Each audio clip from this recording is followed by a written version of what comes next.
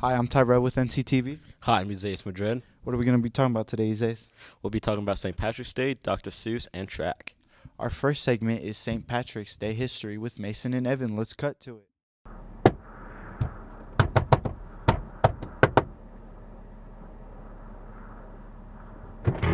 Mason, wake up, bro. Mason, wake up.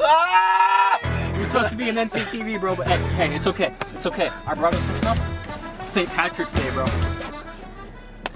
Hey, bro, it's okay. I know you're asleep and all, but we don't have to go to film today. It's St. Patrick's Day. No way. We get the day off today, I know. Really? Yeah, so I brought us a couple drinks. Is that allowed? I know you got track, but St. Patrick's Day, bro. Come on. It's time to party. Yeah, bro. Cheers me, bro. Happy St. Patrick's Day. How's your drink? I don't even know what to say to that. It's pretty good, huh? It's okay. It's okay? Oh. Yeah. Well, did you know that St. Patrick's Day isn't just about, getting crunk with your friends and having a good time and wearing green? Ireland, if you wear green on St. Patrick's Day, they don't pinch you, they just beat you.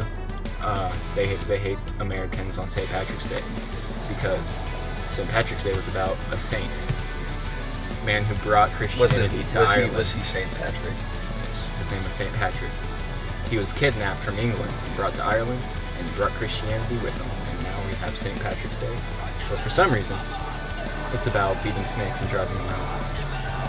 There are snakes in Ireland. There are snakes in Ireland, yes. Did they drink? They got it, right? Well, yeah, they drink, of course, but it's not all about the drinking. It's about the bacon and cabbage, too. Bacon and cabbage. It's their main meal on St. Patrick's Day. Maybe a little bit of potatoes, but it's not always about just the drinking. But mainly, it's about the drinking. I don't think I'm going to Ireland ever. No, that's fair. Me neither.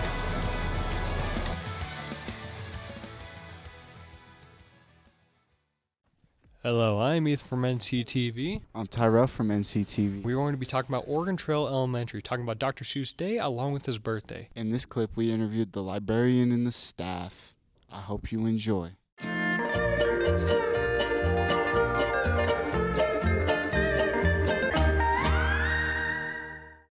Hello, I'm back again, and we are here talking with... I am Miss Craig. I am the librarian here at Oregon Trail Elementary. Very nice, and we have a few questions for you today. Since this week is Dr. Seuss Day, what have y'all been doing for this fine week? We have actually a spirit week of Dr. Seuss. We have done Crazy Sock Day on Wacky Wednesday, of course. Today is actually his birthday, so we did the rainbow of color. So each class has their own color. And just kind of fun stuff like that. We didn't do Crazy Hair Day this year. It just kind of gets out of control a little bit. But it's always fun for the kids. We may bring it back. But yeah, just kind of the fun things like that. What do you know about Dr. Seuss himself? He was a fantastic at writing literature for children. The rhyming in his books are fantastic. Just in general, how he comes across to kids. Some books are kind of controversial, and that's, people's opinion, I guess, on that. We have kept a lot of the books here. Some we do not have because it's just kind of their older Dr. Seuss books. But most of them we do keep here, and they are checked out all the time. Do you remember a time when you were young and you read your first Dr. Seuss book, or at least saw his books, his art? What were your thoughts on that? Actually, I always loved Dr. Seuss. Obviously, just being a child and hearing those rhymes and everything, it just kind of draws you in, and the pictures are amazing. So, of course, you have The Cat in the Hat and Horton Hears a Who. Those are some of the classics that a lot of people like. But, there's also Bartholomew. He's such a great one, too. So, just in general, I just loved the rhyming and everything that goes along with his books. Do you think that kids should be doing this in the near future, thinking that they could read a Dr. Seuss book, one or two, just to at least get that creativity or at least that learning experience? Absolutely. Just I mean, we always have to keep these classics, I think, in the library, just because that is where a lot of literature, came from. So it's always great to go back and to those books that aren't really done like that anymore, and to see that and keep it in our library. Well, thank you so much for letting us borrow your time. Thank you for letting us have you talk with us on NCTV, and I hope you have a wonderful day. I am back once again. This is going to be our last interview for NCTV. I am here with Chris Delaney, the principal at Oregon Trail Elementary. We have a few questions for you, questions about Dr. Seuss itself. What are y'all doing for this week for Dr. Seuss? Yep, it's Read Across America Week, and we're celebrating Dr. Seuss Week. And we've done something every day this week, just trying to drum up excitement for reading. What do you feel about Dr. Seuss Week? Do you think that kids should be doing it a bit more, maybe doing it maybe in the near future to get their creativity out, or at least learning the new language that he's been doing? Yeah, I think anytime you can get kids excited about reading, if you can get them to love reading, then they will read for a lifetime. And that's what we want for all of our kids. Do you think that this should be ongoing, that other schools should probably do this as well to help with students that might like Dr. Seuss not even knowing him yet? I think anytime you can celebrate reading and different authors and different styles. Everybody has different tastes in the books that they read and stuff like that. So Dr. Seuss isn't for everybody. Some people find it too silly. We just try to do it in lots of different ways. Thank you for your time, Ms. Delaney. Yeah. Thank you so much for working with NCTV, yeah, and you have a wonderful day now. It's me, Goku! Wait, who are you, bro? Who are you? Whoa. Hi, I'm Isaias Madrid, and today we'll be talking about track. Let's cut to it.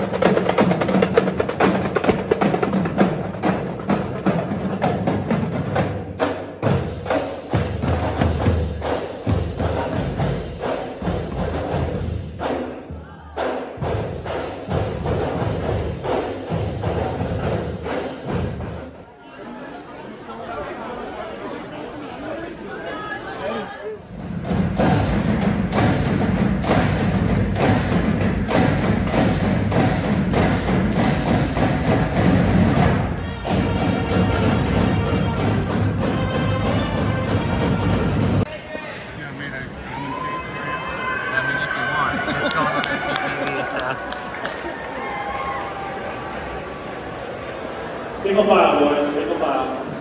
Gotta show off the hardware. Hello, my name is Mason Storm. I'm here with NCTV, and right now I am with Mr. Cogdill, the head track coach of the boys track team, and I'm going to ask him a few questions today. So, first question is, how was your first season as a head track coach? The first season went really well. Obviously, we kind of capped it off with the state championship, which is pretty unheard of for your first year. And so, just overall, just had a really, really good time. It was nice to kind of get to know the boys. I've been coaching on the girls' side for the last 2 years, so this is my first year coaching boys at NC, and then also being the head coach. So it was nice to get to know the boys a little bit throughout the season, and just kind of watch them be able to grow as athletes and as students here at NC. All right. At the beginning of the season, how well did you think it would end off before we went to state? Okay. I mean, I knew we'd be really competitive. We had a lot of athletes that were out for indoor track this year that haven't been out for track in the past, and so I knew we had a lot of athletes, and we brought out a lot of athletes from the outdoor season that did really well, and so I knew we'd be competitive. It wasn't really after probably the second meet that we actually won that now all of us coaches kind of started looking and being like, wow, we really do have a chance with the athletes that we do have. Right. So at the beginning, I knew we'd be competitive, but it wasn't until maybe about mid-season that we're like, all right, we definitely have a shot at this. With that being said, how well do you think the athletes improved from the beginning to the end of the season? I definitely think that they improved quite a bit, especially with our field events. We just had a lot of athletes competing each week and getting better PRing at each meet. So just kind of watching that growth throughout the season was kind of awesome to be able to watch. And then when you get to the state meet, almost all of our athletes that placed at state were able to PR in their events, and so that you kind of want in track, you want your athletes to peak kind of at the right time, right. And we definitely kind of just with all the training that the athletes did, they all kind of peaked, in the optimal time. Yep. We were at the state meet. We just kind of kept looking around at each other, us coaches, and just saying we couldn't have scripted this any better. Right. Just to go and compete at our best that we're capable of was really kind of cool to watch. Right. How does it feel being a state champion, Coach? It feels pretty cool. Coming into this season, stepping in Coach Washington's shoes, I knew those were big shoes to fill. He was a great coach and really respected by all of us as an assistant coaches last year. And so not having him here was definitely a learning curve and having him to rely on. To step into this moment with this group of athletes was a pretty special moment. I definitely feel blessed to be able to be a part of that, and just hopefully we can keep the momentum going into the outdoor season. Right. Okay. Thank you for talking with me today. Thank you. All right. Thanks so much.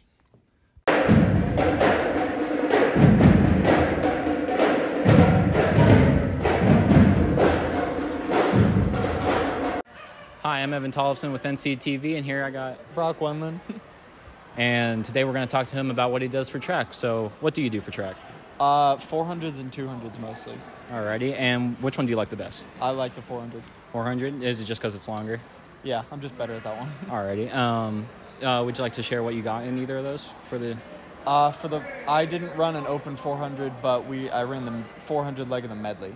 Alrighty, how do you think you did in that? I got a personal record for my split, but our team got 9th. Alrighty, at least you got a personal record though. How would you say your whole team did? We did amazing. That's good. Yeah, I mean we won, so we killed it. Yeah. Did you have fun this year? A lot of fun. That's great. That's good to hear. Well, thank you for interviewing with us. It was good to meet you. For sure. All right. Hello, my name is Mason with NCTV, and I'm here with Seth Wilson. And today we're going to be talking about his winnings at the state championship for indoor track. Okay, Seth, what events did you do at the indoor track meet? I did the 4x2 long jump and the 55-meter dash. And how did you do in all of those events? I tied. It was a three-way tie for 10th in the 55. Ended up getting 3rd with Caden and Bridger, 2 NC guys above me, and ended up placing 2nd in the 4x2 with all our relay guys. You got with Caden and Bridger above you. That was in long jump, right? Yes. Okay. What would you say you'd like to reflect on, like the track season? Like, what could you have done better? What happened? What was bad? What was good? Just try to get more open races, I guess. It's kind of hard for a couple of people to get into stuff if it's not for relays, but that's something we all need to get in is more races instead of escaping the field events. Right. And I know that you were attempting pole vault in the earlier years of your high school track career. What happened to that? I ended up having to get shoulder surgery after tearing my labrum at state in 2022, and that ended up putting an end to it, so I'm going to have to move into some triple jump and see how it goes. Sounds good. What did you place at last year in state in pole vault? I got 2nd all-state at outdoor state pole vault. All right. Thank you, Seth. Yes, sir.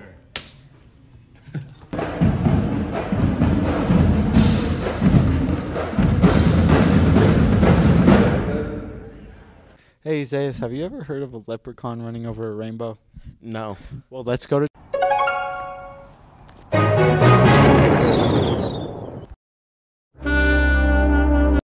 Dang, this St. Patrick's Day is boring as ever. Well, better walk into this highway then.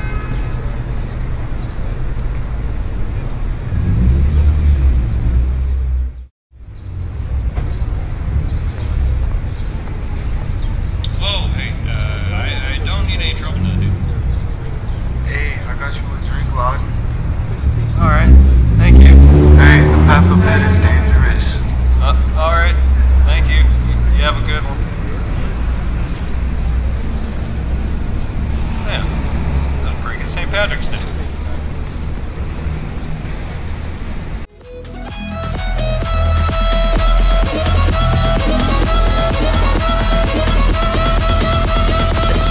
Day. Everyone's Irish tonight.